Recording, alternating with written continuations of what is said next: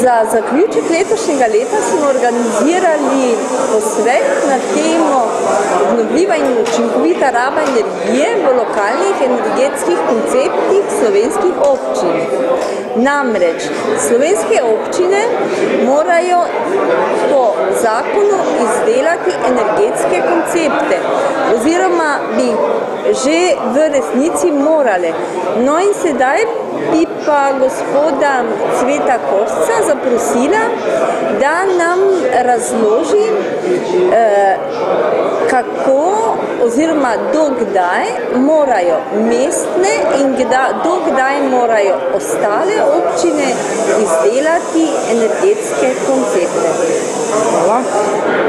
Torej, uvodno predavanje na današnjem posvetu je bilo ravno posvečeno tej vsebini, kje je pravna podlaga, kje so zakonske podlage za ta ukrep oziroma na podlagi katerih pravilnikov se tak energetski koncept izdela. Če pa odgovorim na tvoje vprašanje, torej mestne občine, slovenske občine, ki so označeni kot mestne občine, bi morale lokalni energetski koncept izdelati in potrditi do 1.1.2009, ostale nemestne občine pa do 1.1.2011, ker smo opazili, da pač občine ne bodo do tega roka uspele vse izpolniti svojo nalogo, zato je v energetskem zakonu bil ta rok podaljšan, tako da zdaj trenutno veljavni rok je 1.1.2012. Pomeni za mestne in za mestne je ostal rok nespremenjen, to je 1.1.2009, kot sem rekel.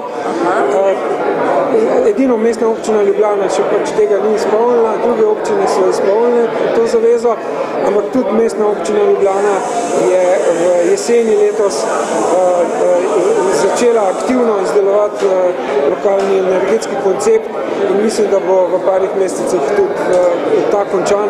Tako da zadeve so več ali manj končane.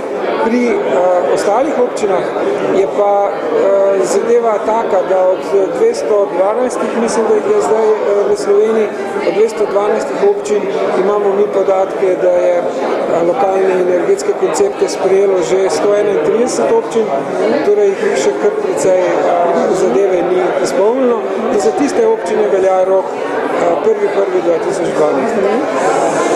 No, ravno zaradi tega smo menili, da je zelo pomembno imeti ta današnji posvet. No, ampak ta posvet smo pa naslovili obnovljiva in učinkovita raba energije v lokalnih energetskih konceptih. Ali bi morda lahko v preseku podal vtis, kako so bili že izdelani koncepti zasnovani na fosilni ali tudi na obnovljivi energiji? Ja, treba je povedati, da občine izdelujejo lokalne energetske koncepte že tam od leta 2000 naprej. Nekatere občine so bile pri tem napredne, so upoštevale vse osnove, ki so bile v tistem trenutku veljavne v Evropi, se pravi, ne glede na to, da smo pač vstopili v Evropsko unijo šele kasneje, se pravi leta 2004, ampak nekatere občine so gledale naprej in so zadeve zasnovale napredno. Nekatere pa so zadeve zasnovale kot minimuma oziroma samo tisto, kar je bilo nujno. Tako da se lokalni energetski koncepti se po kvaliteti med seboj zelo razlikujejo. Seveda je odvisno tudi od izdelovalca. Moram reči, da nekatere občine so zadeve izdelale same, tako rekoč občinske službe ali pa občinski svetniki so sami sebe zadolžili in so izdelali lokalni energetski koncept in ga kasneje tudi seveda sprejeli na občinskem svetu. Nekatere druge občine so pa najele strokovnjake oziroma organizacije, ki se s tem strokovno ukvarjajo in je normalno posledica tega tudi različna kvaliteta. Torej, mi vseh sprejetih lokalnih energetskih konceptov na Ministrstvu za gospodarstvo še nismo pregledali, še nismo analizirali,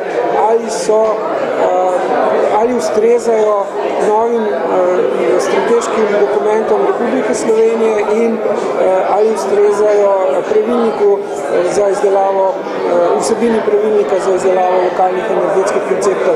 Ta naloga nas še čaka na ministrstvu, ampak dejansko jo moramo opraviti in jo tudi bomo opravili. In tisti lokalni energetski koncept, ki so sicer izdelani, veljavni in ne izpolnjujejo teh pogojev, ki sem jih prej navedel, jih bo pač treba dopolniti in bomo naložili lokalnim skupnostim, da jih dopolnijo.